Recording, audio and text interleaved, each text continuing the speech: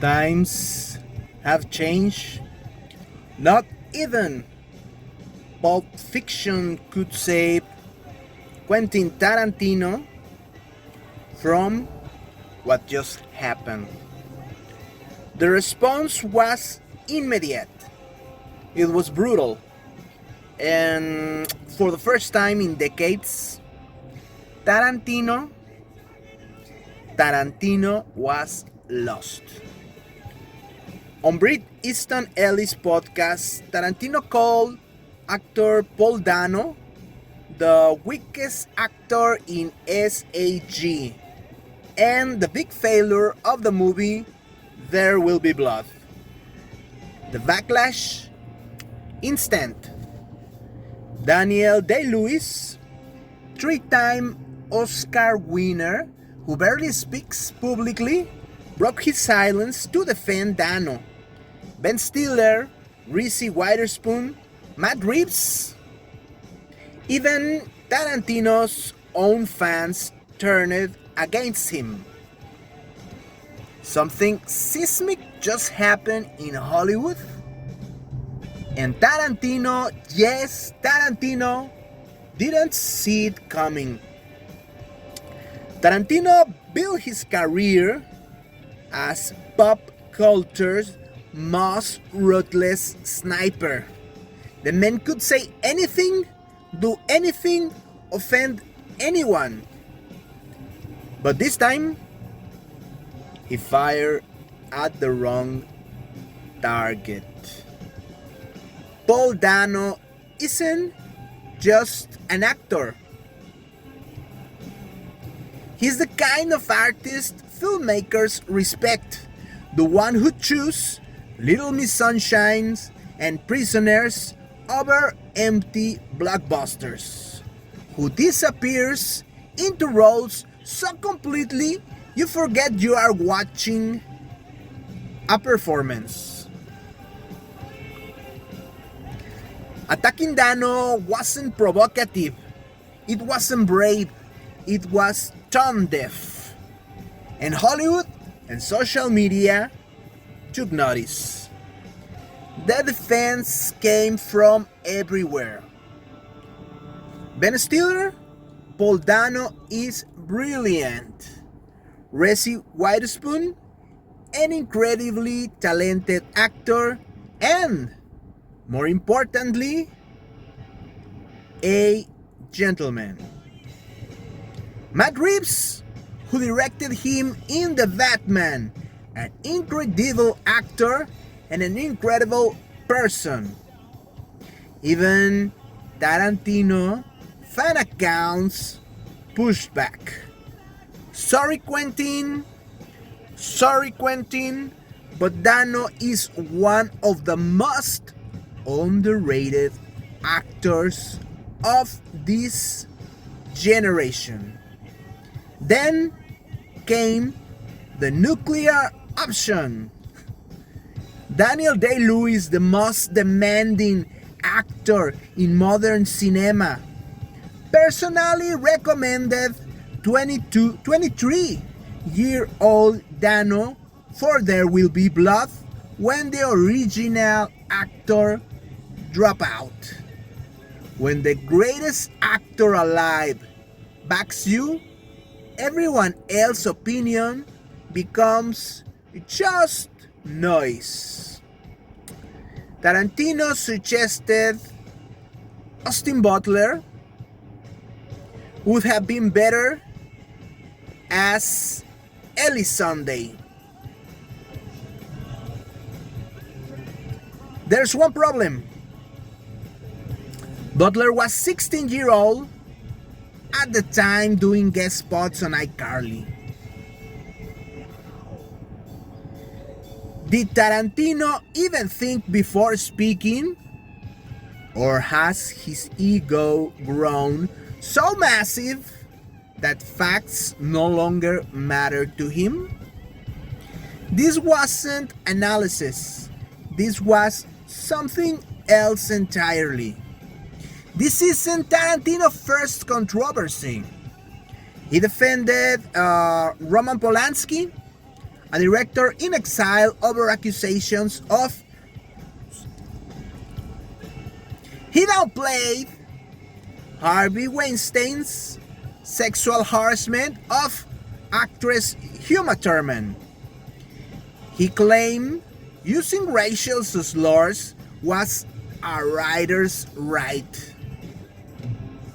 Each time, he emerged unscathed, protected by his powerful reputation, his legacy, his untouchable status. But something shifted. The public isn't protecting him anymore.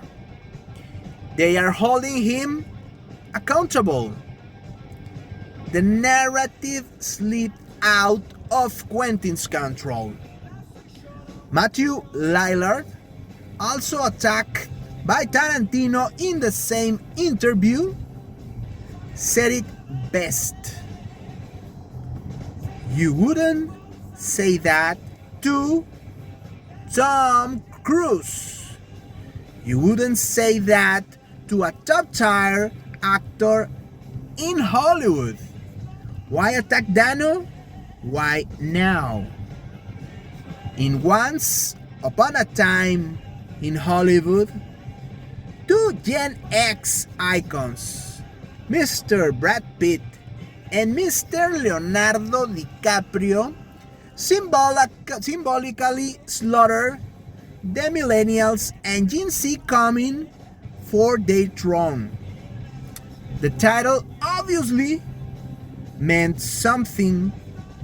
Once upon a time, there was a Hollywood where guys like Tarantino decided who mattered. Just ask actor Kevin Spacey. But that time is over. Now it's Dano, Sydney Sweeney, Mikey Madison, actors building careers without tearing each other's down, who are inheriting the kingdom. Tarantino's attack don't reveal strength. They reveal insecurity. A new generation is sending a message to Tarantino and every other elevated figure in Hollywood. Doing good work matters more than making noise. Again, doing good work matters more than making noise. Tarantino has made legendary films. Reservoir Dogs, Pulp Fiction, Kill Bill, those are indisputable masterpieces.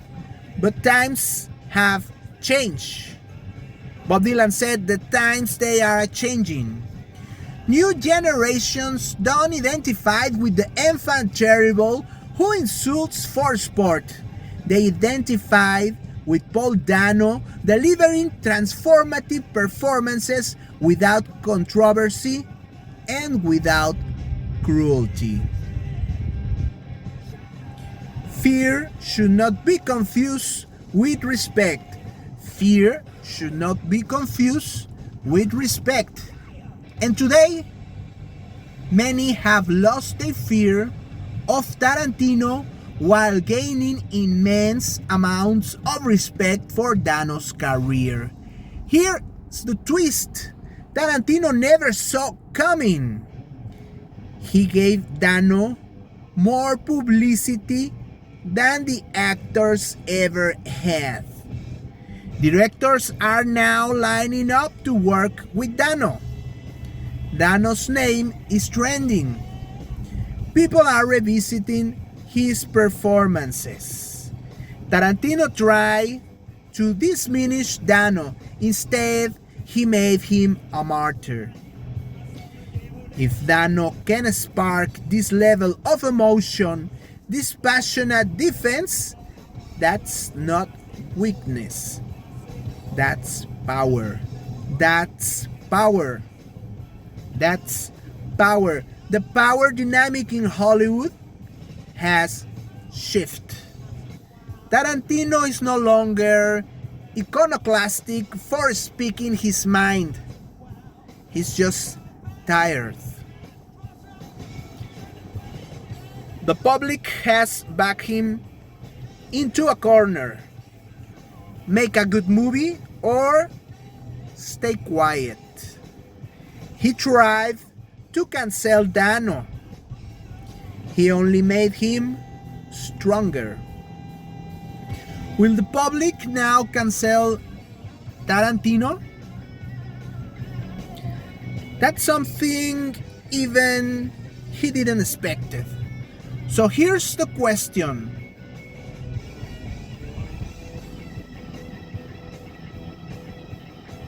Was Tarantino wrong? And did he unintentionally do Paul Dano the biggest favor of his career?